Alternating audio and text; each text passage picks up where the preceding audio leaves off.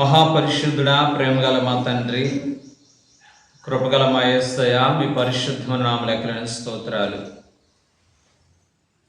మరొక విశ్రాంతి దినములు మా ప్రవేశపెట్టినందుకు స్తోత్రాలు తండ్రి. మాకంటే ఘనులనబడిన వారు, పేరు ప్రఖ్యాతగాంచిన వారు ఈ లోక యాత్ర ముగించుకుని విశ్రాంతిలో ప్రవేశించినారు తండ్రి. ఎందుకో నీ ఎనలేనటువంటి ప్రేమ మా పట్ల కలుపరిచి మరొక విశ్రాంతి దినంలో ఈ విధంగా మిమ్మల్ని ఆరాధించుకునేటట్లుగా మమ్మల్ని సజీవులుగా ఉంచినందుకు స్తోత్రాలు. కొద్ది నిమిషాలు నీ వాక్యం ద్వారా మాతో మాట్లాడండి ఆయన. విన్న వాక్యాన్ని మా జీవితానికి అన్వయించుకుని వాక్యానుసారంగా మా జీవితాలు కట్టుకుని నిత్యరాజ్యం కొరకు సిద్ధపడేటువంటి కృప మాకు దయచేయమని, వినుచున్న వారికి గొప్ప ఆదరణ, నెమ్మది, ఓదార్పును కలుగు చేయమని యేసు నామమున బట్టి అడుగుచున్నాము తండ్రి, amen. Praise the Lord, hallelujah. Right, దయచేసి మన పరిశుద్ధమైనటువంటి బైబిల్ గ్రంథాన్ని తెరిచి గత ఆదివారం రోజున స్వతంత్రం కూర్చున్నటువంటి వర్తమానాన్ని ప్రభు మనకు తెలియజేస్తూ ఒక ప్రత్యేకమైనటువంటి మాట దగ్గర ఆ యొక్క వాక్యాన్ని ఆపడం జరిగింది. మీ పరిశుద్ధమైన బైబిల్ గ్రంథంలో నుంచి గలతీయులకు రాసిన పత్రిక 5వ అధ్యాయం 13వ వచనాన్ని మరొకసారి చదువుకుందాం. సహోదరులారా, మీరు స్వతంత్రులుగా ఉండుటకు పిలువబడితిరి. అయితే ఒక మాట, ఆ స్వతంత్రమును శారీరక క్రియలకు హేతువు చేసుకొనక ప్రేమ కలిగిన వారై ఒకనికొకడు దాసులయుండుడి. ధర్మశాస్త్రమంతయు నిన్ను వలె నీ పొరుగు వానిని ప్రేమించు అను ఒక్క మాటలో సంపూర్ణమైనది. దేవునికి స్తోత్రం, హల్లెలూయా. రైట్, సహోదరులారా, మీకందరికీ కూడా మనకందరికీ కూడా మరణం మీద, ధర్మశాస్త్రం మీద, పాపం మీద, భయం మీద దేవాతి దేవుడు మనందరికీ కూడా గొప్ప స్వతంత్రాన్ని ఇచ్చాడు. స్వతంత్రంగా మార్చబడిన మనకి దేవుడు వెంటనే అక్కడ ఒక కామ పెట్టి, అయితే ఒక మాట, ఈ స్వతంత్రాన్ని మీరు శారీరక క్రియలకు హేతువు చేసుకొనకుండా మీరు ఒకరికి ఒకడు దాసులై ఉండండి. ధర్మశాస్త్రం ఏం చెప్తుంది? దేవుని యొక్క ధర్మశాస్త్రం అంతా కూడా ఏ విషయాల్లో నిక్షిప్తమై ఉన్నది?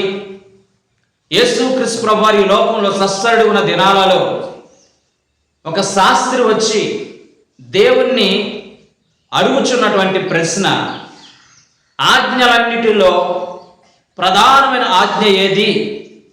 ఆజ్ఞలన్నిటిలో కూడా మంచి ఉన్నతమైన ఆజ్ఞలు ఏవి అని చెప్పి యేసు ప్రభువారిని అడిగినప్పుడు యేసు ప్రభువారు ఆ వ్యక్తికి, అక్కడికి వచ్చినటువంటి సమాజం అంతటి కూడా ఆయన తెలియజేస్తున్నటువంటి విలువైన మాటను చదువుకుందాం. మార్కు శుభవార్త 12వ అధ్యాయము 29 నుంచి 31 వచనం వరకు. మార్కు శుభవార్త 12వ అధ్యాయము,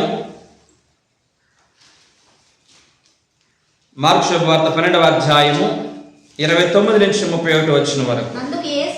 అందుకు యేసు ప్రధానమైనది ఏదనగా, ఓ ఇశ్రాయేలు వినుము, మన దేవుడైన ప్రభు అద్వితీయ ప్రభు, నీవు నీ పూర్ణ హృదయముతోను, నీ పూర్ణ ఆత్మతోను, నీ పూర్ణ వివేకముతోను, నీ పూర్ణ బలముతోను నీ దేవుడైన ప్రభువుని ప్రేమించవలననేది మొదటి ఆజ్ఞ. రెండవది, నిన్ను వలె నీ పొరుగు వారిని ప్రేమించవలనది రెండవ ఆజ్ఞ. దేవుని స్తోత్రం, హల్లెలూయా. రైట్, ఇశ్రాయేలు యొక్క చరిత్ర మనం చూసినట్లయితే ఇశ్రాయేలీలు దేవుడు వాళ్ళకి ఇవ్వబడినటువంటి 10 ఆజ్ఞలు నిర్గమాకాండ 20వ అధ్యాయంలో కనిపిస్తుంది. ద్వితీయోపదేశకాండం 5వ అధ్యాయంలో కూడా మోషే ద్వారా ఇశ్రాయేలు సర్వ సమాజానికి ఇవ్వబడినటువంటి 10 ఆజ్ఞలు గూర్చిన ప్రస్తావన అక్కడ రాయబడి ఉంది. ఇశ్రాయేలు ప్రజలు ఈ 10 ఆజ్ఞల ఆధారంగా చేసుకుని వాటినితో పాటు ఇంచుమించుగా 613 ఆజ్ఞలని వారి యొక్క రాజ్యాంగములో లిఖించినట్లుగా చరిత్ర చెప్పబడుతుంది. ఈ 613 ఆజ్ఞలలో ఇంచుమించుగా 248 ఆజ్ఞలు కొన్ని చేయవలసినవి, కొన్ని చర్యలు జరిగించవలసినటువంటి వాటిని గురించి ప్రస్తావించింది. 365 ఆజ్ఞలు ఇవి చేయకూడదు అని చెప్పి వాళ్ళ యొక్క ధర్మశాస్త్రాన్ని వారు ఇంకా విపులంగా రాస్తున్నట్లుగా మనం చూడగలుగుతాం. మన దేశంలో కూడా కొన్ని రాజ్యాంగాల్లో సవరణ అనేది, లేదంటే గనక ఒకదానితో అనుబంధం అనేది ఎలాగైతే రాయబడి ఉందో, అలాగే ఇశ్రాయేలు ప్రజల్లో 613 ఆజ్ఞలని వారి కొరకు రాసినట్లుగా మనం చూడగలుగుతున్నాం. ఈ 613 ఆజ్ఞలలో లేదా దేవాది దేవుడు మోషేకి ఇచ్చినటువంటి 10 ఆజ్ఞలలో ఏది ప్రధానమైన ఆజ్ఞ, దేన్ని మనిషి ప్రధానంగా భావించాలి అని అడిగితే యేసు ప్రభువారు చెప్పినటువంటి మాట ఇక్కడ అంటున్నారు, నీ దేవుడని యెహోవాను పూర్ణ మనసుతో, పూర్ణాత్మతో, పూర్ణ బలముతో ఆయనని ఏం చేయాలి? ప్రేమించవలెను. మొదటి ఆజ్ఞ. రెండవ ఆజ్ఞ, నిన్ను వలె నీ పొరుగు వారిని నువ్వు ప్రేమించాలి. క్రైస్తత్వం అంతా కూడా, ధర్మశాస్త్రం అంతా కూడా ఎన్ని ఆజ్ఞలు ఉన్నా కానీ ఆ ఆజ్ఞలన్నిటి కూడా ఈ 2 ఆజ్ఞలలో నిక్షిప్తమై ఉన్నాయి. ఏ మనిషి అయినా, ఏ విశ్వాస అయినా, ఏ సేవకుడైనా ఈ 2 ఆజ్ఞల్ని కూడా తూచా తప్పకుండా పాటిస్తే మిగిలినటువంటి ఆజ్ఞలన్నింటినీ కూడా పాటించినట్లే అనే విషయాన్ని గుర్తెరగాలి. అందుకనే మీకు ఇవ్వబడినటువంటి స్వతంత్రాన్ని ఆధారంగా చేసుకుని మీరు ఈ లోక సంబంధమైన క్రియలు చేయడానికి కాదు, కానీ మీరు ఒకరికొకరు దాసులై ఉండండి. ఎప్పుడు దాసులై ఉండగలుగుతాం? ఎప్పుడు ఒకరికొకరు లోబడేటువంటి ఆ తత్వం అనేది ఎప్పుడు వస్తుంది? ఈ ఆజ్ఞ నెరవేర్చినప్పుడు. ఏంట ఆజ్ఞ? ధర్మశాస్త్రంలో చెప్పబడే ఆజ్ఞ, నిన్ను వలె నీ పొరుగు వారిని ప్రేమించు.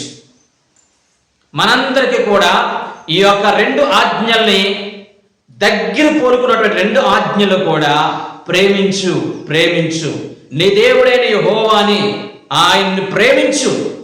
రెండోది, నిన్ను వలె నీ పొరుగు వారిని ప్రేమించు.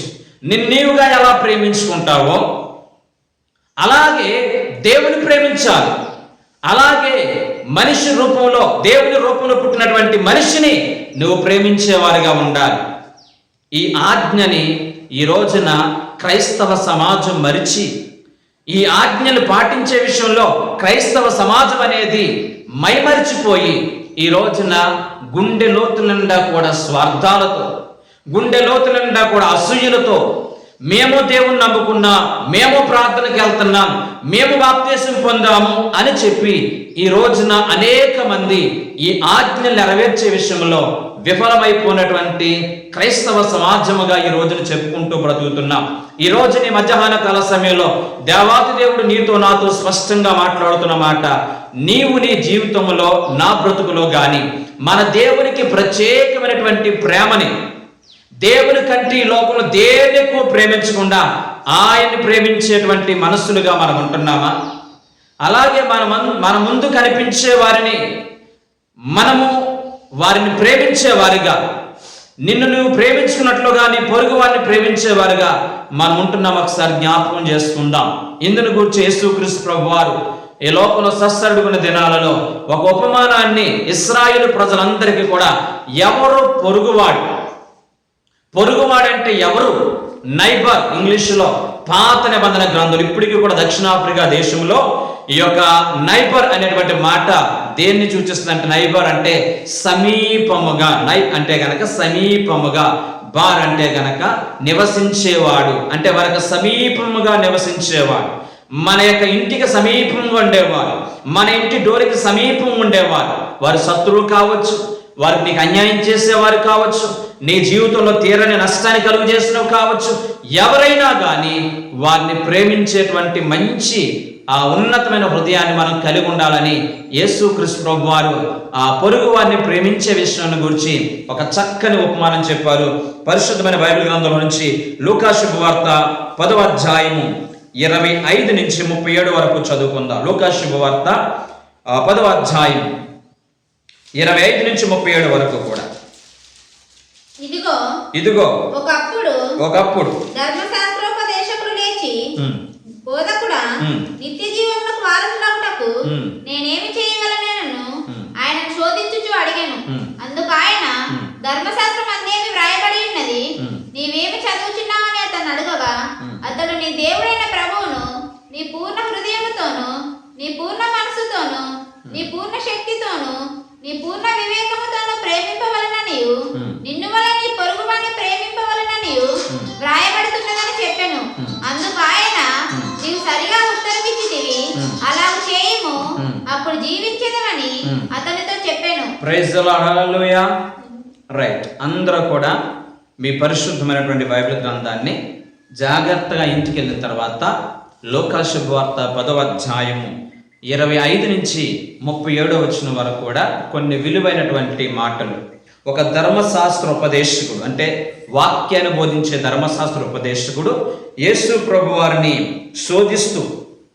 శోధిస్తూ అడిగిన మాట, ధర్మశాస్త్రంని గూర్చి కొన్ని విషయాలు అడుగుతూ, ఏది ప్రధాన ఆజ్ఞ అని చెప్పి, ఎవడు పొరుగువాడు, నువ్వు చెప్తున్నా మంచిదే, మొదటి ఆజ్ఞను చెప్తున్నావు కదా, నీ దేవుడిని యెహోవాని ప్రేమిస్తున్నావు, నిన్ను వలె నీ పొరుగువాడిని ప్రేమించాలని చెప్తున్నా, అసలు పొరుగువాడు ఎవరు అని చెప్పి దాని గూర్చినటువంటి విపులముగా మాకు తెలియచేయి అని మాట్లాడుతున్నప్పుడు యేసు ప్రభు వారు అందరికి అర్థమయ్యేటట్లుగా ఒక చక్కని ఉపమానం, ఒక చక్కని కథ అక్కడ చెప్పడం జరిగింది. దాని యొక్క భావాన్ని మనం చూసినట్లయితే, ఒక వ్యక్తి యెరూషలేము అనేటువంటి ఉన్నతమైనటువంటి స్థలములో నుంచి, యెరూషలేము అనే పట్టణము సముద్ర మట్టానికి 2000 అడుగులు ఎత్తులో ఉన్నటువంటి ఆ కొండ ఉన్నతమైన స్థలములో నుంచి వాడి మనసులో ఏమి పుట్టిందో తెలియదు, ఆ యెరూషలేములో నుంచి దిగి యెరికో అనేటువంటి లోతట్టు ప్రాంతానికి వెళ్ళిపోతూ ఉంటున్నాడు. ఒక మనుషుడు యెరూషలేమును విడిచి యెరికోకి దిగి వెళ్ళిపోతున్నాడు, శాపగ్రస్తమైన ప్రాంతానికి దిగి వెళ్ళిపోతున్నాడు. అలా దిగి వెళ్ళిపోతున్నటువంటి సమయంలో దొంగల చేత అతడు చిక్కబడ్డాడు. దొంగలు అతను దోచుకున్నారు, దొంగలు అతని యొక్క వస్త్రాన్ని దోచుకున్నారు, దొంగలు అతని దగ్గర ఉన్నటువంటి విలువైనటువంటి వస్తువులను దోచుకున్నారు. అంత మాత్రమే కాకుండా అతని భయంకరంగా యవనస్తులు కొట్టి కొన ఊపిరితో విడిచిపెట్టి వెళ్ళిపోయారు. ఆ కొన ఊపిరితో కొట్టుమిట్లాడుతున్నటువంటి ఆ వ్యక్తి ఆ త్రోవ పక్కన పడి ఉన్నాడు. అదే సమయంలో ఒక యాజకుడు ఆ మార్గం గుండా వస్తూ ఉన్నాడు. ఆ మార్గం గుండా వస్తూ ఉంటుంటే పడిపోయినటువంటి ఆ యొక్క కొన ఊపిరితో ఉన్నటువంటి ఆ యొక్క వ్యక్తిని చూసి మనసులో ఈ సేవకుడు అనుకున్నాడు, వీడికి ఇంతే జరగాలి, దేవుని యొక్క భద్రతలో నుంచి దిగిపోతున్నాడు కాబట్టి వీడికి ఇలాగే జరగాలి అని చెప్పి మనకెందుకు అని చెప్పేసి పక్క నుంచి తప్పుకుంటూ వెళ్ళిపోయాడు. ఆ తర్వాత ఆ ప్రాంతం నుంచి వస్తున్నటువంటి మరొక ఆయన లేవీయుడు అనగా పరిచారకుడు వస్తున్నాడు. పరిచారకుడు వస్తూ ఉంటుంటే పడి ఉన్నటువంటి ఆ వ్యక్తిని చూసి కొంచెం ఆలోచించాడు. మనసులో సహాయం చేయని ఆలోచన ఉంది, కానీ తనకంటే ముందు వెళ్ళిపోయినటువంటి ఆ యొక్క యాజకుని చూసి, మన యాజకుడికే ప్రేమ లేదు, యాజకుడే వీటి జారిపడలేదు, యాజకుడే వీడి విషయంలో శ్రద్ధ చూపించలేదు, మనమెందుకు అనేటువంటి భావనతో మనసులో ప్రేమించాలి, మనసులో సహాయం చేయని ఆలోచన ఉన్నా కానీ అతడు కూడా దైవ సేవకుని యొక్క మార్గంలో పక్క నుంచి వెళ్ళిపోతా ఉన్నాడు.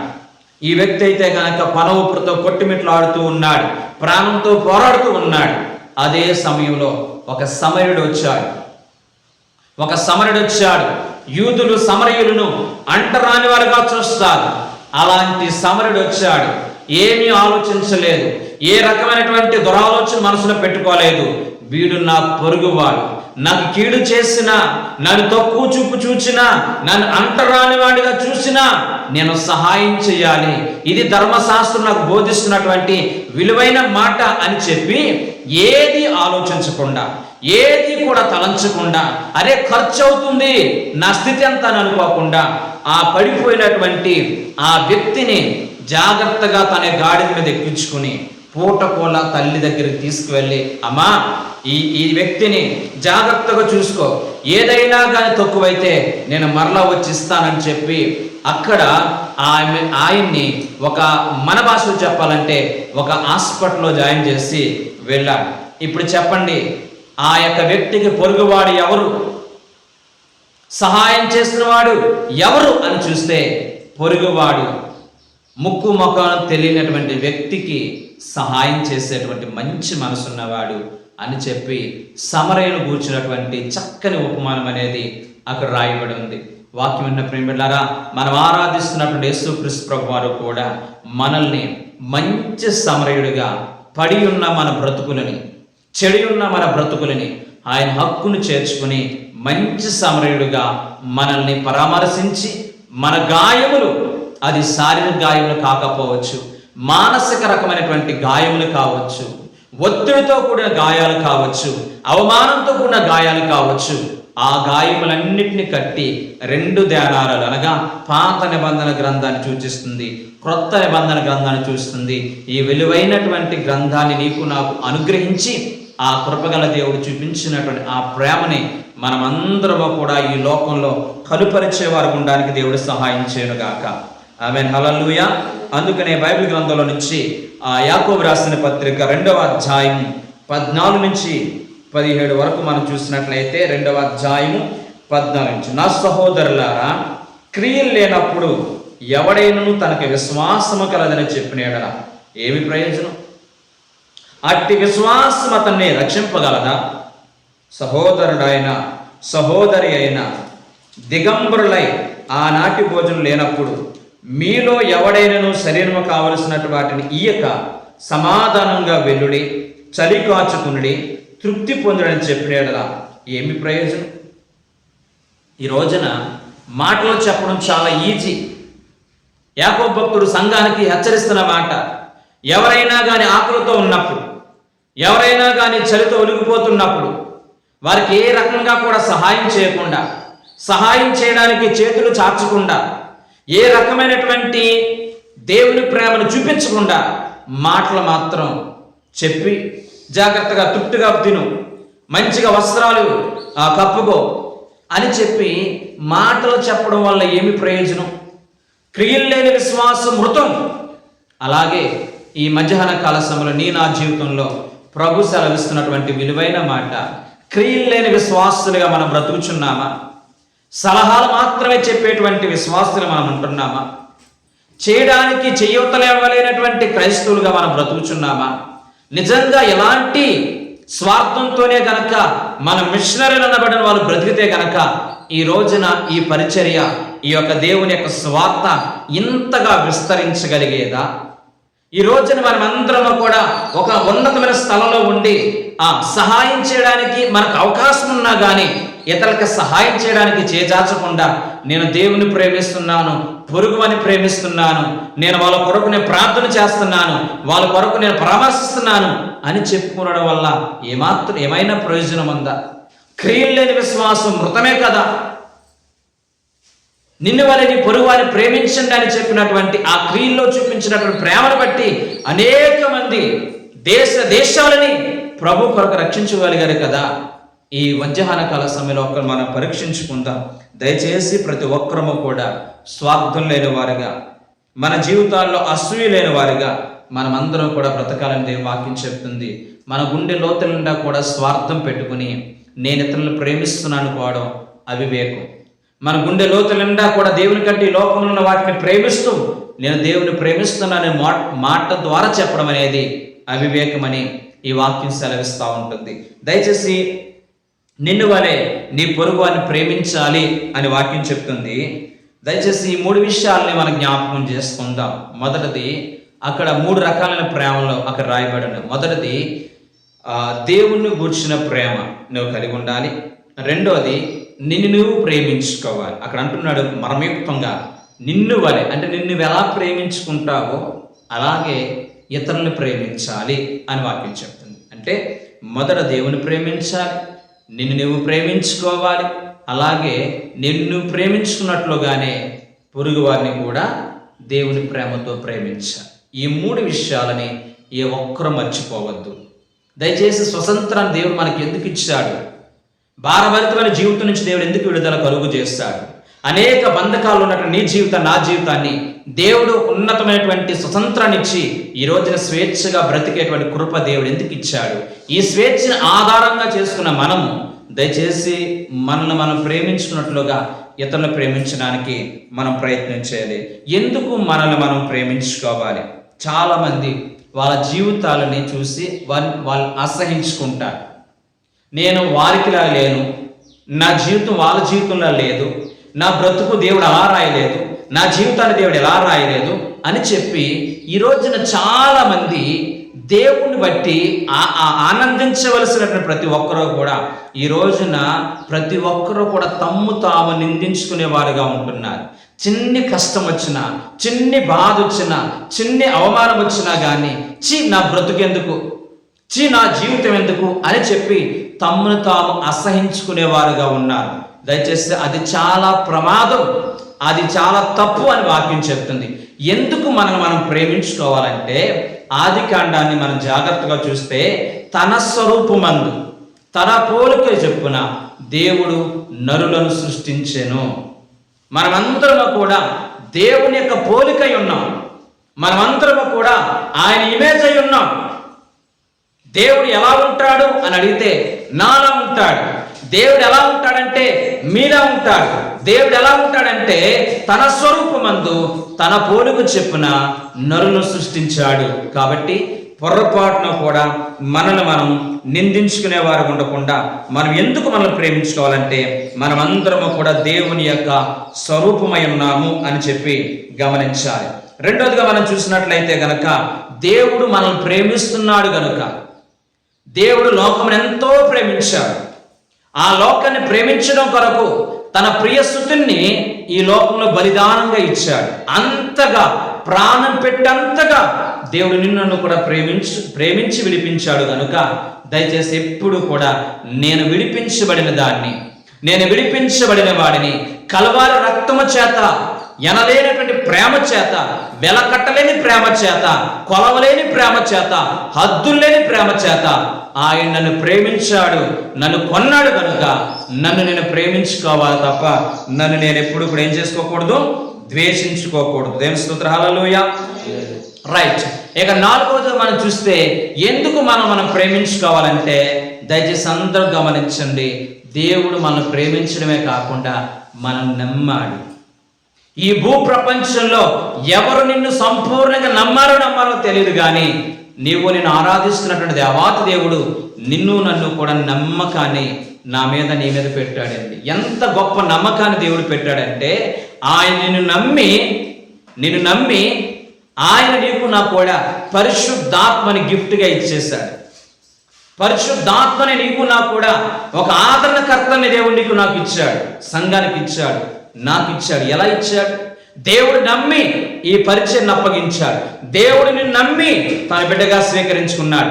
ప్రపంచంలో కొన్ని కోట్ల మంది ఉన్నప్పటికీ కూడా ఆ కృపగల దేవుడు నిన్ను మాత్రమే నమ్మాడు, నన్ను మాత్రం నమ్మి ఈ రోజున తన బిడ్డలుగా చేసుకున్నాడు కనుక నమ్మకముంచిన దేవుని పట్ల మనమందరము కూడా నమ్మకస్తులుగా బ్రతకాలి. నమ్మకముంచిన దేవుని బట్టి మనం అందరం కూడా మనం ప్రేమించుకునే వారు ఉండాలి. ఎప్పటి వరకు అంటే అంటిల్ ద లాస్ట్ బ్రీత్, చివరి ఊపిరి వరకు కూడా మనల్ని మనం ప్రేమించుకునే వారు ఉండాలని దేవుని వాక్యం సెలవిస్తూ ఉంటుంది.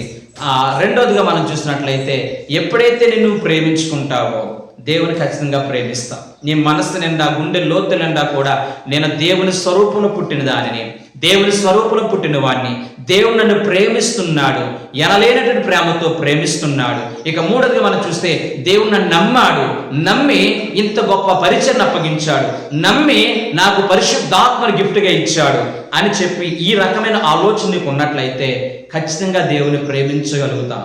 దేవుని యొక్క ప్రేమను అర్థం చేసుకోగలుగుతాం. దేవుని యొక్క అనురాగాన్ని మన జీవితానికి అన్వయించుకోవడానికి ఇష్టపడుతూ ఉంటాం. రెండవదిగా ఈ రోజున అనేక మంది మనల్ని మనం ప్రేమించుకోవడం మంచిదే కానీ మనం ప్రేమించుకున్నట్లుగా ఇతరులను ఎందుకు ప్రేమించలేకపోతున్నాం? ఈ రోజున ఇతరులను ప్రేమించకపోవడం ద్వారా వచ్చేటువంటి అనర్థాలు, ఈ రోజున ఎక్కడ చూసినా కానీ క్రైమ్ స్టోరీస్, ఏ ప్రాంతంలో చూసినా కానీ భయంకరమైనటువంటి హత్యలు, భయంకరమైనటువంటి వ్యతిరేకత, ఎక్కడ చూసినా కానీ గొడవలు, ఏ కుటుంబంలో చూసినా కానీ భయంకరమైనటువంటి ప్రమాదకర పరిస్థితి. దేవుని నమ్ముకున్నప్పటికీ కూడా మన జీవితాలు అలాంటి పరిస్థితి రావడానికి ఒక బలమైనటువంటి సర్వేలో తేలిన ఫలితం ఏంటంటే నిన్ను నువ్వు ప్రేమించుకున్నట్లుగా మన ఇతరులను ప్రేమించలేకపోతున్నాం.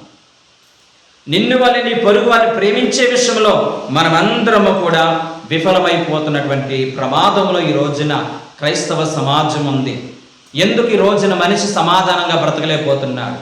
ఎందుకు ఈ రోజున మనిషి ఆ సంఘములో సంతోషంగా బ్రతకలేకపోతున్నాడు? ఎందుకు మనిషి తనకు ఇవ్వబడినటువంటి ఆయుష్కాలంలో ఇతరులతో ఆనందంగా దేవుడిచ్చినటువంటి ఈ స్వల్ప జీవితాన్ని ఆనందంగా గడపలేకపోవడానికి కారణము గుండె లోతుల నిండా కలిగి ఉన్నటువంటి స్వార్థం.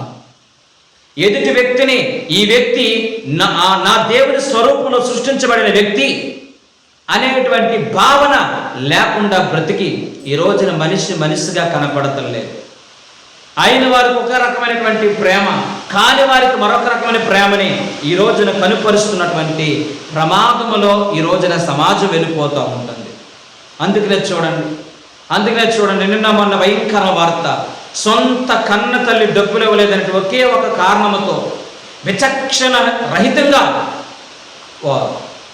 నరికి చంపినటువంటి ఒక వ్యక్తి యొక్క స్టోరీ మనం చూస్తూ ఉంటున్నప్పుడు గుండె పగిలిపోతుంది. కని పెంచి పోషించి ఇంత వాడి చేసినటువంటి వాడి చేతిలో తల్లి హఠాత్ మరణం పాలైపోద్దని, తల్లి ఆ విధంగా చనిపోద్దని కలలో కూడా ఊహించుకోలేదు. ఈ రోజున ఆ తల్లిని చూడగానే నా తల్లి, నాకు జన్మనిచ్చిన తల్లి, నన్ను పెంచిన తల్లి, నన్ను పోషించిన తల్లి, నన్ను ఎంత స్థాయికి తీసుకొచ్చిన తల్లి అని చెప్పి వీడికి ఆ తల్లి మీద ప్రేమ కలగలేదంటే ఎంత భయంకరమైనటువంటి లోకంలో మనం బ్రతుకుచున్న ఒకసారి ఆలోచించండి. ఈ రోజున చాలామంది ఈ క్రైమ్ లేదంటే కనుక ఈ నేరస్తులుగా మారిపోవడానికి ఒక ప్రధాన కారణము చాలా సర్వేలు చెప్పేటువంటి మాట ఏంటో తెలుసండి. ఏ మనిషి అయితే గనక ఇళ్ళలో కానీ, సంఘంలో కానీ, సమాజంలో కానీ ఎవరైతే ఏ మనిషి అయితే గనక ద్వేషించబడతాడో అంటే ప్రేమని పొందుకోలేకపోతాడు, ఆప్యాయతని పొందుకోలేకపోతాడు, అనురాగాన్ని పొందుకోలేకపోతాడు, వాళ్ళు ఖచ్చితంగా ఎలా మారిపోతారంటే క్రూరులుగా మారిపోతున్నారు. మనిషి అనేటువంటి నైజాన్ని మర్చిపోయి మృగాలుగా మారిపోతున్నారు. ఎదుటి వ్యక్తి పట్ల ప్రేమని కలిగి ఉండకపోవడానికి, ఈ రకమైనటువంటి రాక్షసులుగా మారిపోవడానికి వారిని బాగా స్టడీ చేసినప్పుడు తేలిన ఫలితం ఏంటో తెలుసా? చిన్నప్పటి నుంచి కూడా కుటుంబంలో కానీ, సంఘంలో కానీ, సమాజంలో కానీ ఒక రకమైనటువంటి అనిశ్చివేతకి, ఒక రకమైనటువంటి ద్వేషానికి, ఒక రకమైనటువంటి తృణీకరించబడిన బ్రతుకి వారు లోనైతేనంటండి చిన్నప్పటి నుంచి కూడా వాళ్ళ స్వభావాలు, వాళ్ళ ప్రవర్తన మారిపోయేటువంటి ప్రమాదం ఉందంటే.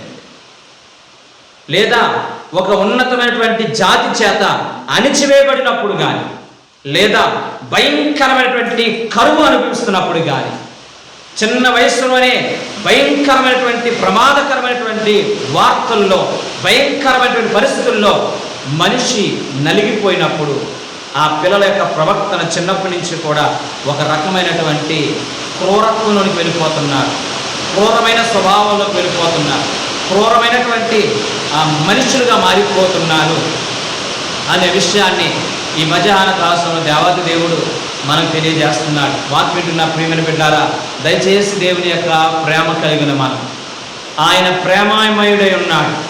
ఆయన ప్రేమని మనమందరము కూడా క్రియల్లో చూపించేవారుగా ఉండాలి. ఆయన స్వరూపంలో పుట్టిన మనం కూడా స్వచ్ఛమైన ప్రేమని ఇతరులకు పంచేవారిగా ఉండాలి. ఈ రోజున కుటుంబంలో మనం చూసినట్లయితే ఒక తల్లిని ఒక అత్తను చూడగానే నీ తల్లి అనే భావన ప్రతి కుటుంబంలో రావాలి. ప్రతి కోడలు చూడగానే ఈమె నా కూతురు అనే భావన రావాలి. ఈ ఒక కొడుకును చూడగానే ఎలాంటి ఆ ప్రేమను కనపరుస్తామో అల్లుడి పట్ల కూడా అలాంటి ప్రేమను కలిగించాలి. ఈ రోజున ఇటువంటి ఉన్నతమైనటువంటి బాంధవ్యాలు గనక కుటుంబాల్లో కరువైపోయినప్పుడు, లేదా చిన్న వయసులోనే పిల్లలు ఒకనొకలాగా చూసేటువంటి ఆ తత్వాన్ని మనం కలిగి ఉన్నప్పుడు చిన్న వయసులోనే ఆ పిల్లల యొక్క మనస్తత్వాలు మారిపోయి, నా ఇంట్లో నాకు గౌరవం లేదు, నా ఇంట్లో నాకు ప్రేమ దొరకట్లేదు, నా ఇంట్లో వారిని నన్ను ఒకలాగా చూస్తున్నారనేటువంటి ఒక ద్వేషపూరితమైనటువంటి స్వభావాలు వారిలో మారిపోయి వారిని వారు అసహించుకోవడం, అలాగే ఇతరులను కూడా అసహించుకునేటువంటి ప్రమాదంలో సమాజం ఉంటుంది. ఈ సత్యాన్ని ఎవరు మర్చిపోకుండా దేవుని నమ్ముకునే ప్రతి ఒక్కరూ కూడా ప్రభు సన్నిధానానికి వచ్చిన ఈ మధ్యాహ్న కాల సమయంలో ప్రభు మనందరితో మాట్లాడుతున్నటువంటి విలువైన మాటని మనం అర్థం చేసుకుని మన కుటుంబాలలో మనము ఇతరులను ప్రేమించేవారు ఉండడానికి దేవుడు సహాయం చేయను గాక. ఇలా ఇతరులను ప్రేమించేటువంటి స్వభావాలు లేకపోతే మదర్ తెరెసా వచ్చి మన భారతదేశానికి కుష్టి వ్యాధిగ్రస్తుల మధ్య అటువంటి సేవ చేసడానికి ఆమె ఇష్టపడేది కాదు. దేవుని ప్రేమ ఆమె గుండెల్లో లేకపోతే ఆమెను ద్వేషిస్తున్న వారి దగ్గరికి కూడా వెళ్ళి దేవుని యొక్క ప్రేమను కనుపరిచేది కాదు. భయంకరంగా సొంత ఇంటి వారికే, సొంత రక్త సంబంధులకే అసహాయాన్ని పుట్టించేటువంటి ఆ భయంకరమైనటువంటి కుష్టి కురుపులతో ఉన్నటువంటి ఆ వ్యక్తుల దగ్గరికి వెళ్ళి ఆ గాయాలు కడిగి వాళ్ళకి అన్నం తినిపించడం, వాళ్ళు వాంతి చేసుకుంటుంటే కనుక ఆ యొక్క చేతులతో పట్టి బయట పడేయడం, ఇది దేవుని యొక్క ప్రేమ లేకపోతే నిన్ను వలె నీ పొరుగు వారిని ప్రేమించిందనే మాట మన జీవితాలకు అన్వయించకపోతే ఇదేది చేయలేమండి. వాక్యం ఉన్న ప్రియమిల్లారా, ఈ రోజున మనం అనుకుంటున్నాం, ఈ రోజు మనం ఆశిస్తున్నాం, ఈ రోజు మనం ఎక్స్పెక్ట్ చేస్తున్నాం. ఈ రోజున చాలా మంది అనుకుంటున్నారు, ఎందుకు ఈ రోజున వృద్ధాప్యంకి వచ్చిన తల్లిదండ్రుల్ని బిడ్డలు ప్రేమించలేకపోతున్నారు, ఎందుకు వృద్ధాప్యంలోకి వచ్చినటువంటి తల్లిదండ్రుల్ని పిల్లలు గౌరవించలేకపోతున్నారు, ఎందుకు వారు భారంగా భావిస్తున్నారు? నిన్ను వారిని పొరుగు అని ప్రేమించండి అనేటువంటి ఈ వాక్యం అనేది జీవితానికి అన్వయించుకోలేకున్నటువంటి ఆ యాజకుడు, ఆ లేవీయుల్లాగా ఈ రోజు మన జీవితాలలో క్రియలు లేని విశ్వాసాన్ని గడుపుచున్నాం కాబట్టి అనేక మందిని ప్రభు కొరకు గెలవలేకపోతున్నాం, అనేక మందిని ప్రభు కొరకు మనం రక్షించలేకపోతున్నాం, అనేక మందికి దేవుని యొక్క ప్రేమని క్రియల్లో చూపించలేకపోతున్నాం.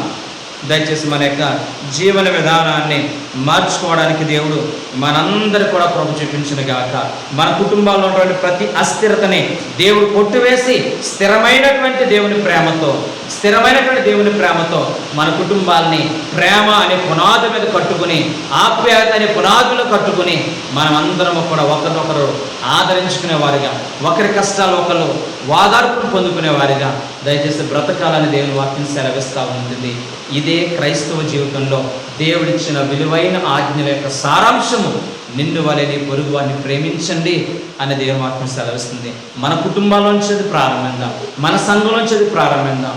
అలా ప్రారంభిస్తే కనుక అనేక మందికి దేవుని ప్రేమ ఏంటో అర్థమవుతుంది. అంతే తప్ప మా దేవుని నమ్ముకోండి, మా చర్చికి రండి, లేకపోతే మా జీవితం మా దేవుణ్ణి అంగీకరించండి అని చెప్తే ఏ ఒక్కరూ కూడా అంగీకరించేటువంటి దినాలు కాదు. నీలో ఒక ప్రత్యేకత ఉండాలి, నీలో ఒక ప్రత్యేకతని ఇతరులు గమనించాలి. తనకు అన్యాయం చేసిన వారికి కూడా, తన కీడు చేసిన వారికి కూడా, తన్ని అమ్ముకున్న వారికి కూడా ఎంత ప్రేమ చూపిస్తుంది. రీసెంట్గా ఒక మ్యాగజైన్లో నేను చదివినటువంటి ఒక విలువైనటువంటి మాట నేను జ్ఞాపకం చేసుకుంటున్నాను. దయచేసి పేర్లు అంతగా నాకు గుర్తులేవు, కానీ ఒక బాబు తన తండ్రి చనిపోయాడు, తల్లితో పాటు ఆడుకుంటూ ఉంటుంటే ఒక పెద్ద ఆయన ఆ దేశంలో భయంకరమైన కరువు అలమటించిపోతుంది.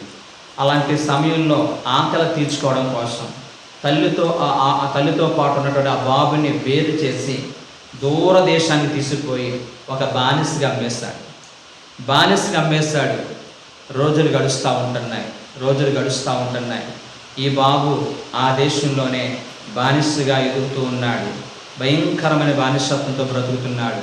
తల్లి దగ్గరికి వెళ్ళడానికి లేదు, భయంకరంగా కష్టాల పాలైపోయాడు, లేదా భయంకరంగా అక్కడ ఉన్న వారు శోధిస్తూ ఉంటున్నారు.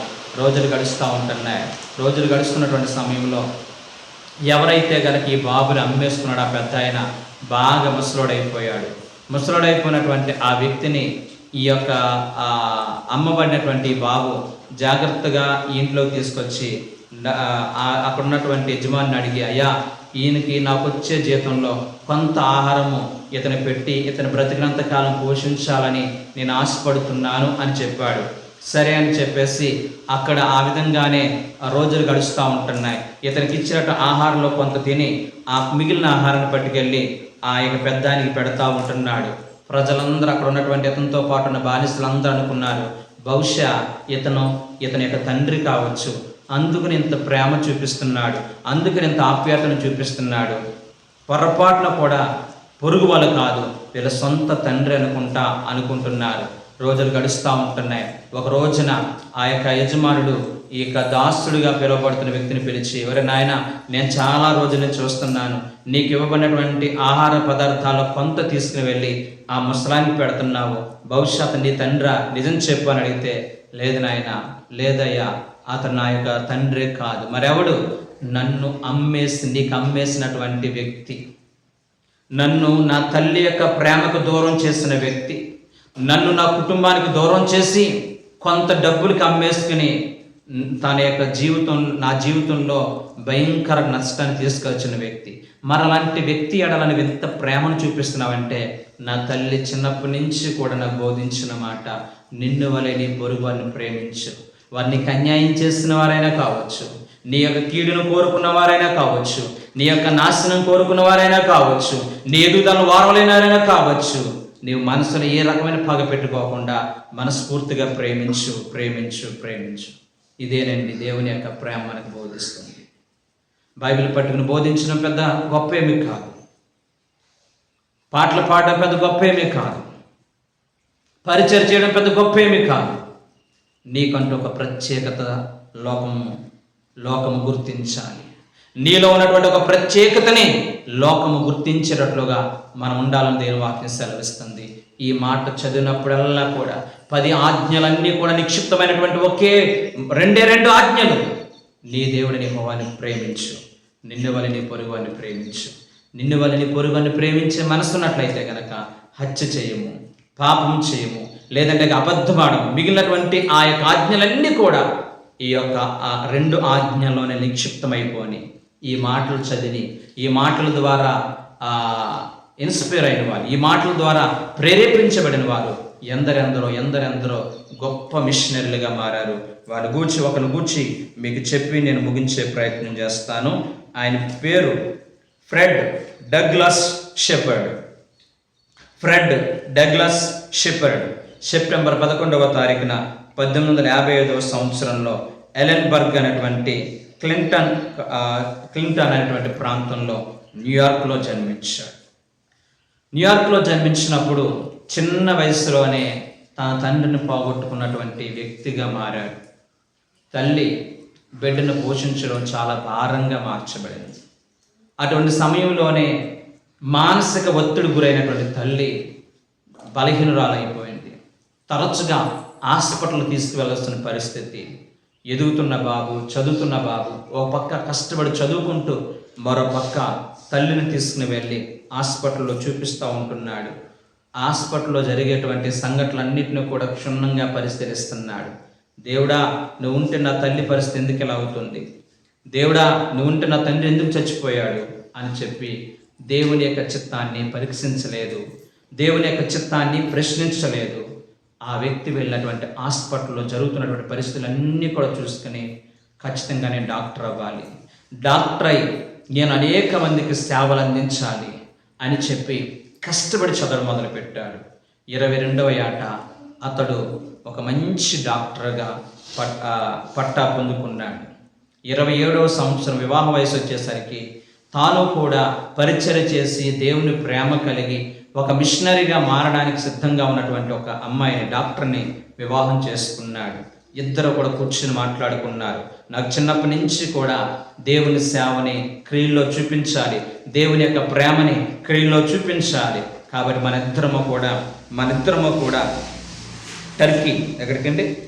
టర్కీ, ఈస్టర్న్ టర్కీ అనే ప్రాంతానికి వెళ్ళి మిషనరీలుగా అక్కడ సేవ చేద్దాం అని చెప్పి భార్యాభర్తలిద్దరూ కూడా మాట్లాడుకుని ఈస్టర్న్ టర్కీ అనేటువంటి ప్రాంతానికి వాళ్ళు వెళ్ళారు. అక్కడ ఒక హాస్పిటల్ని ప్రారంభించారు.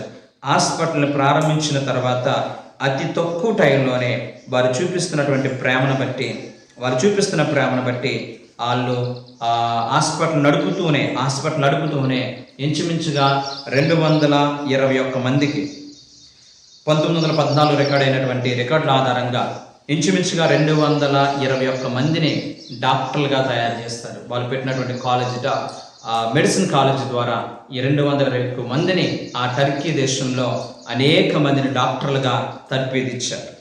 ఇంచుమించుగా 6,000 మందికి వాళ్ళు వైద్యం చేస్తారు ఫ్రీ ఆఫ్ కాస్ట్తో. 2,000 మంది ఇంట్లోకి వెళ్ళి వాళ్ళు వైద్యం చేస్తారు. కేవలం వారు రన్నింగ్ అవడానికి 800 మంది దగ్గర మాత్రం ఫీజు తీసుకున్నారు. మిగిలిన వాళ్ళందరికీ కూడా ఫ్రీ ఆఫ్ కాస్ట్తో వారు పరిచర్య చేశారు, వాళ్ళు వైద్యం చేశారు. ఎందుకు అలా చేశారంటే దేవుని యొక్క ప్రేమని క్రియల్లో చూపించారు. నిన్ను వలె నీ పొరుగు అని ప్రేమించాలని చెప్పి అలా రోజులు గడుస్తున్నాయి. 1909 సంవత్సరంలో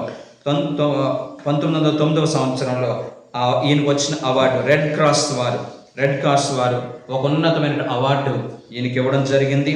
అలాగే 1911 సంవత్సరంలో ఆయనకు వచ్చినటువంటి బిరుదు ద సుల్తాన్ ఆఫ్ టర్కీ, ఈ ప్రాంతానికి అధిపతిగా అతన్ని ప్రకటించారు. అవన్నీ కూడా తీసుకున్న తర్వాత ఒక రోజున మీటింగ్ జరుగుతూ ఉంటుంటే, అంటే 25 సంవత్సరాలు పూర్తయినటువంటి మీటింగ్లో అతను మైక్ తీసుకుని మాట్లాడే మాట, ఇవన్నీ చేయగలిగారంటే నాకు వచ్చే బహుమతుల కోసం కాదు, ఏదో ఆశించి కాదు, పదవుల కోసం కాదు, లేదా ప్రఖ్యాతుల కోసం కాదు, లేదా అవార్డుల కోసం కాదు, రివార్డుల కోసం కాదు, కేవలం దేవుని యొక్క ప్రేమని ఇతరులకు పంచాలి. నిన్ను వలె నీ పొరుగు అని ప్రేమించాలని ఒకే ఒక మాట ద్వారా నేను ఇన్స్పైర్ అయ్యి ఈరోజు ఇంత పరిచర్ని మేము సంతోషంగా చేయగలుగుతున్నాం. ఏది ఆశించకుండా చేయగలుగుతున్నాం, ఏది కూడా కూడబెట్టుకోవాలని ఆలోచన లేకుండా మేము చేయగలుగుతున్నాం. మా దేవుడు మీ లోపల చేసిన పరిచర్యకి తగిన ప్రతిఫలం పరలోక రాజ్యాన్ని ఇస్తాడనే ఉద్దేశంతో ఇంత సేవ చేయగలుగుతున్నామని చెప్పి అక్కడ అనేకమైనటువంటి ప్రాంతాల వారు, అనేకమైనటువంటి జాతుల వారు, అనేకమైన మతాల వారు ఆ ప్రాంతానికి వస్తే వాళ్ళందరి మధ్య కూడా దేవుని నామాన్ని మహిమపరిచినట్లుగా చరిత్ర చెప్పబడుతుంది. దయచేసి ఈ రాత్రి ఈ యొక్క మధ్యాహ్న కాల సమయంలో మన జీవితాల్లో కూడా ఎంతో కాలంగా క్రైస్తవులు అని చెప్పుకుంటున్నాం, నిన్ను వలె పొరుగును ప్రేమించలేకపోతున్నాం. దయచేసి మన యొక్క జీవన విధానం మార్చుకుందాం, మన ఆలోచన విధానం మార్చుకుని దేవుని యొక్క ప్రేమని క్రియల్లో చూపించి దేవుని మహిమాత్మే జీవిద్దాం. అటువంటి కృప పరిశుద్ధాత్మ దేవుడు మనందరికీ దయచేయనుగాక. ప్రార్థన చేసుకుందాం. మహాపరిశుద్ధుడా, ప్రేమగల మా తండ్రి, ఎవడు పొరుగువాడు, ఎవరిని ప్రేమించాలి, ఆజ్ఞలు ఏం చెప్తున్నాయి, విలువైనటువంటి మాటలు మాకు తెలియజేస్తాం. విన్న వాక్యాన్ని మా జీవితాలకు అన్వయించుకొని మేము అంత గొప్ప మిషనరీ లేకపోయినా కనీసం మా ఇంట్లో, కనీసం మా యొక్క సంఘములో, కనీసం మా ఊర్లో, కనీసం సమాజంలో మమ్మల్ని మేము ప్రేమించుకున్నట్లుగా, మా కుటుంబాన్ని ప్రేమించినట్లుగా, మా పిల్లల్ని ప్రేమించినట్లుగా ఇతరులను కూడా ప్రేమించేటువంటి మనసు మాకు దయచేయమని, మాలో ఉన్న ప్రతి లోపాలు సరిదిద్దమని యేసు నామమున అడుగుచున్నాం తండ్రి.